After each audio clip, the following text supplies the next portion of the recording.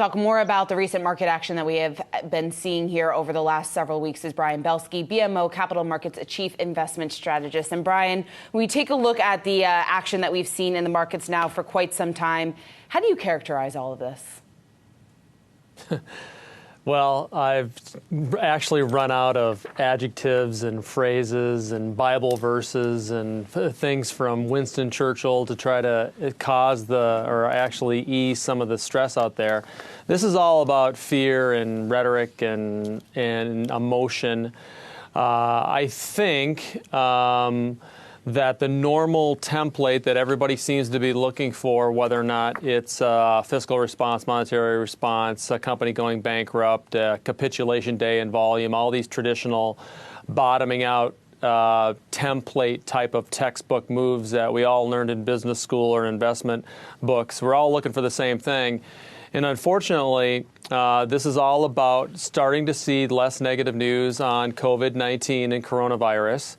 And nobody knows exactly what that is. So in the meantime, we're stressing both institutional and retail investors to stick to what we like to call the 3 Ps of investing, which are perspective, poise, and process. Perspective meaning that, this too shall pass.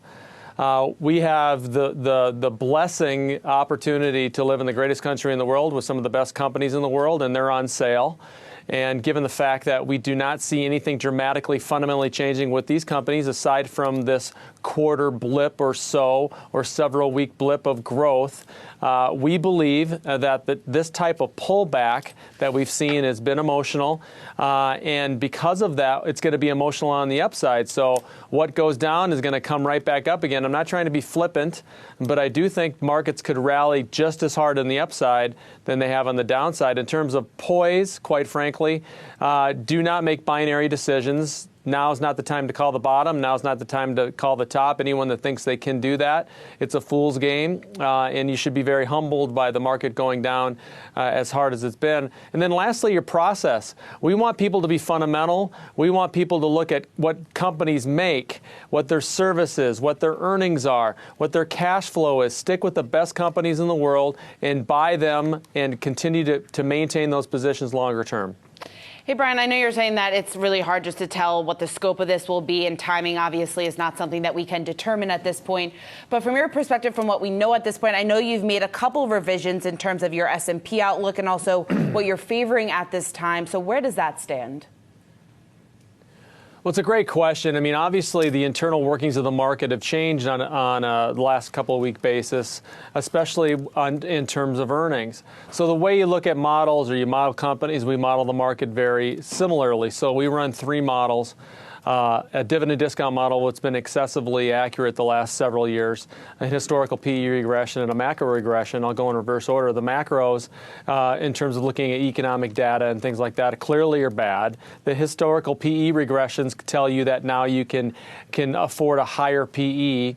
And then more importantly, on the dividend discount model, with the risk-free rate dropping well below 1%, that tells you as an investor from a modeling standpoint that you can take on higher risk with respect to your portfolio. That means stocks. So given the fact that we believe that the market's still going to hit 3,400 by year end, yes, we do. We do think that we can afford a little bit higher risk, and we also ultimately think the market, is at least on the rebound, will be led by momentum and or high PE stocks, which brings me to looking at growth stocks again in the United States. And so we downgraded financials from an overweight to a market weight position. We're still very heavily weighted in financials, but we didn't want to have that type of risk from a longer term perspective with lower interest rates. That brings me to technology, consumer discretionary, and communication services. These are the 3 areas that we as a society and a consumer base in the United States, that's what we're spending our money on. The strength of the U.S. economy is the consumer.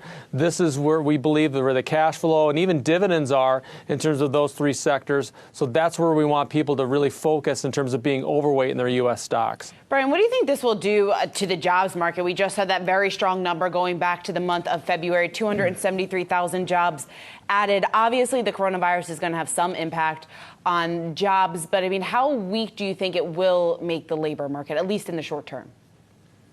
Well, in short term, it depends upon if you're looking at monthly or weekly statistics. You know, weekly jobless claims are going to be the main thing to be looking at in terms of a leading indicator. Typically and historically, monthly employment data is usually lagging. And again, what's interesting about what's happening here is that everybody, including ourselves, strategists, economists, portfolio managers, the media, are trying to be armchair quarterbacks in terms of epidemiologists and doctors. We don't know what the gestation period exactly is. We don't know how much longer this is going to be. Is it going to be 2 weeks? Is it going to be 3 weeks? Is it going to be 6 weeks?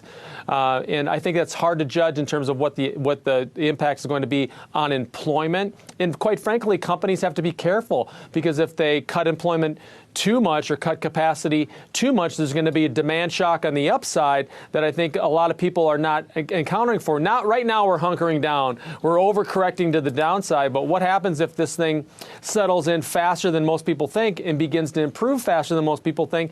Then we're behind the 8 ball. Mm-hmm. Yeah, certainly, and that will be interesting to watch here. Brian Belski, thanks for joining me. Hey investors, Zach Guzman here. Are you interested in learning more about the markets and getting the latest financial news? Well, then click right here to subscribe to our Yahoo Finance YouTube channel. Get the latest up-to-the-minute market analysis, big interviews in the world of finance, and information on how to manage your money every day wherever you are.